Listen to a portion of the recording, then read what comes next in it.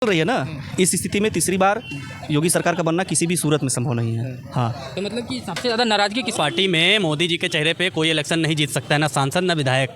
ये मैं पहले भी बोल चुका हूँ, ना वो पार्षद जी सील चले जाएं कि किसी एक सिंगल काम के लिए अगर जनप्रतिनिधि पैरवी करते हैं कार्यकर्ताओं की तो उनकी सुनवाई नहीं होती। कार्यकर्ता तो बहुत दूर की बात सुनवाई है, तमाम जो है ताने झेल रहा है, परेशानी में है, बावजूद इसके मजबूती के साथ खड़ा है, लेकिन बहुत ज़्यादा दिन तक खड़ा नहीं रहेगा। कई सौ विधायक छोड़िए, उपचुनाव 10 सीट पे होने जा रहा है ना, इसी में दिख जाएगा। इसी में दिख जाए। कल मीटिंग किए थे माननीय मुख्यमंत्री जी, सारे अपने कैबिनेट मंत्रियों को बुला करके, ठीक है, टीम बनाया है ना, सारे लोग जिम्मेदारी दे दिए हैं कि 10 की 10 सीटें जीतनी है। 2017 के पहले संगठन कहाँ था? 20 साल तक 15 साल तक जो है सत्ता से दूर थे ना कार्यकर्ता के बीच पे ना जाना, जनता के दुख मुसीबत पे ना खड़े होना, खुशी में ना जाना, आपने विकास नहीं किया है। तो बात यह है कि सरकार में मैं भी भारतीय जनता पार्टी का एक कार्यकर्ता हूँ, मंडल का पदाधिकारी भी हूँ। सच्चाई ये है कि सरकार में कार्यकर्ताओं की कोई सुनवाई नहीं है, जिसका परिणाम अभी हमने लोकसभा चुनाव में देखा।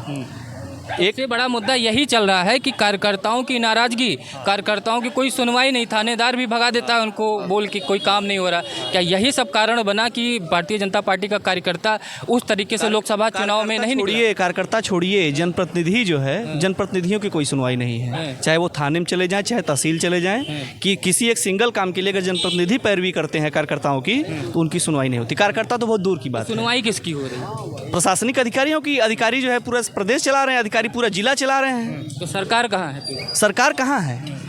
सरकार कहाँ है? आप ये सवाल जो है इस सरकार के मुखिया और उस सरकार में जो भी मिनिस्टर हैं, मंत्री हैं, उन लोगों से पूछिए कि क्या है, क्या हो रहा है ज़मीनी स्तर पे जो है। देखिए जो है आकर के गांव में देखिए, विधानसभाओं में देखिए क्या हो रहा है। कार्यकर्ता हताश है, निराश है, परेशान है एकदम। समझ लीजिए कि जो गलतियां यहाँ हुई, जो सांसद थे, जनप्रतिनिधि थे पहले के या विधायक हैं, उनसे जनता नाराज थी और टिकट बांटने में कहीं गलती कर गए क्या? तो वही चीज़ है ना, गलती से शीर्ष नेतृत्व से भी हुई, टिकट बांटने में भी गलती हुई है। और ये हकीकत है भी जो आपने कहा कि कार्यकर्ता इस बार 2024 के इलेक्शन में ज़मीन पे निकला नहीं, वोट परसेंटेज कम हुआ।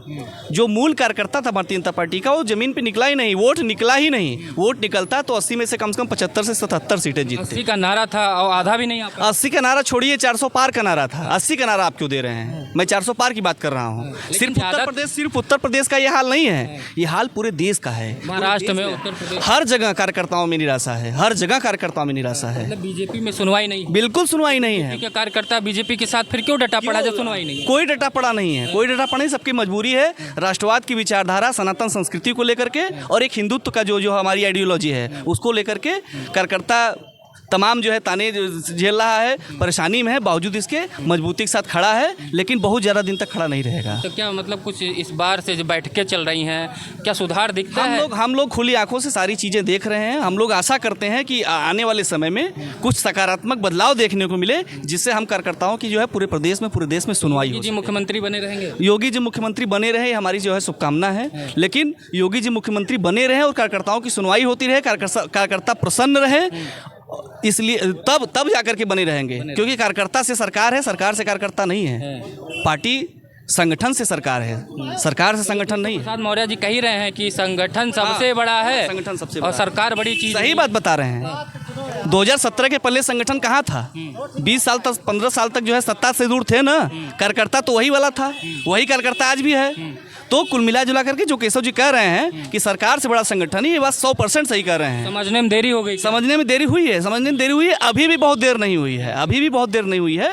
अगर इस चीज़ को जो है ठीक कर ले गए, सामंजस्य बैठा ले गए, कार्यकर्ताओं की सुनवाई होने लगे और जो प्रशासनिक अधिकारी हैं मनमानी करने से जो है थोड़ा सा बाज आएँ, तो निश्चित रूप से जो है 2027 में स्थिति को सुधारी जा सकती है। क्या करें? देखिए, कहीं ना कहीं जो आपने बोला कि सीट कम आने का रीज़न क्या है, कहीं ना कहीं रीज़न ये रहा है सबसे बड़ा भारतीय जनता पार्टी में कि जो हमारे कार्यकर्ता हैं, मैं भी एक कार्यकर्ता हूं भारतीय जनता पार्टी का, कहीं ना कहीं कार्यकर्ता जो लग के जो है मेहनत करता है, एक जनता के बीच में जाता है, जनता से मिलता है, जनता को तो फेस कार्यकर्ता करता है ना। बड़े बड़े एमएलए या कोई विधायक सांसद तो करता नहीं है।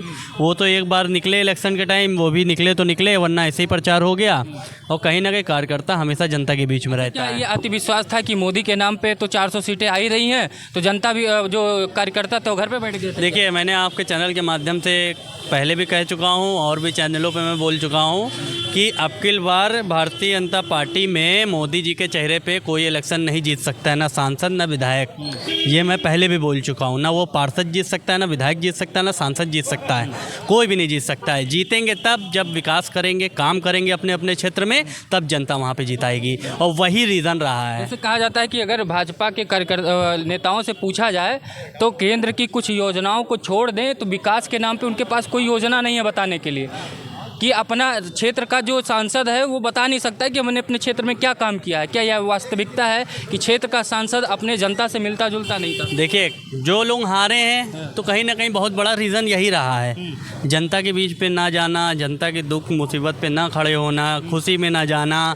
आपने विकास नहीं किया है जो एक चाहिए सबको, और कहीं ना कहीं माननीय योगी जी, मोदी जी के जो भी योजनाएं आई हैं वही सब पहुंची हैं सब जनता के बीच में, और खुद के सांसद ने और विधायक ने कोई भी कार्य नहीं किया है। जो हार के बैठे हुए हैं आज, उस चीज़ का उनको अफसोस हो रहा है, और कहीं ना कहीं बहुत बड़ी गलतियां की हैं। और इस चीज़ से एक चीज़ बहुत बड़ी सीख मिल गई है उन लोगों को कि माननीय नरेंद्र मोदी जी के चेहरे पे इलेक्शन नहीं जीत सकते हैं। मैं फिर से कह रहा हूँ, आप काम करिए अपने क्षेत्र में, चाहे वो सांसद हो, चाहे वो पार्षद हो, चाहे वो विधायक हो, अपने क्षेत्र में आप काम करेंगे। अब आप काम करेंगे तभी जनता वोट देगी। मोदी योगी का करिश्मा अब नहीं चलेगा उतना। देखिए, मोदी का करिश्मा चल ही रहा है। मोदी जी का करिश्मा ना चलता तो शायद भारतीय जनता पार्टी की सरकार ना बनती, 240 अकेले दम पे ना आती। और बताइए आप, गठबंधन मिला के यहाँ पे 230 निकाल रहे हैं, वो अकेले निकाल ले रहे हैं, तो कहीं ना कहीं बहुत बड़ा चेहरा है और चेहरे का फ़र्क भी है। 27 में सुधार होगा। 27 में भारतीय जनता पार्टी की सुधार क्या होगा, भारतीय जनता पार्टी की सरकार बनेगी 27 में,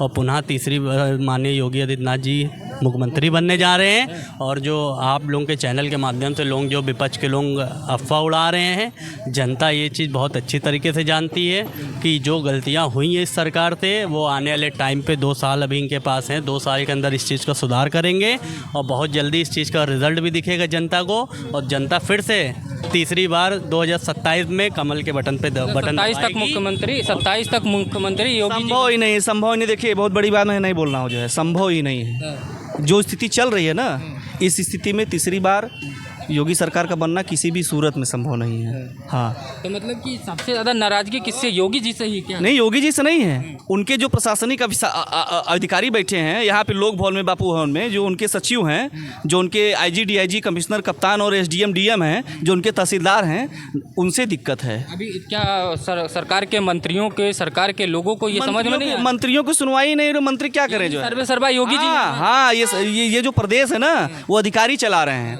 और माननीय मुख्यमंत्री योगी आदित्यनाथ जी को धोखे में रख करके चला रहे हैं।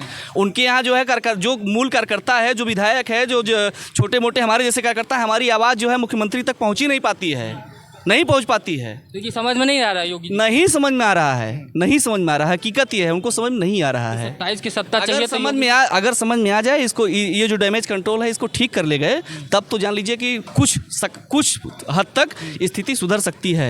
अगर ये चीज़ समझ में नहीं आया तो देखिएगा 2027 बहुत ज़्यादा दूर नहीं है। 27 में विदाई छोड़िए, उपचुनाव 10 सीट पे होने जा रहा है ना, इसी में दिख जाएगा। इसी में दिख जाए। कल मीटिंग किए थे माननीय मुख्यमंत्री जी, सारे अपने कैबिनेट मंत्रियों को बुला करके, ठीक है, टीम बनाया है ना, सारे लोगों को जिम्मेदारी दे दी है कि 10 की 10 सीटें जीतनी है। इसी में देख लीजिएगा, टेलर हो जाएगा, सेमीफाइनल जो है दिख जाएगा इसी में।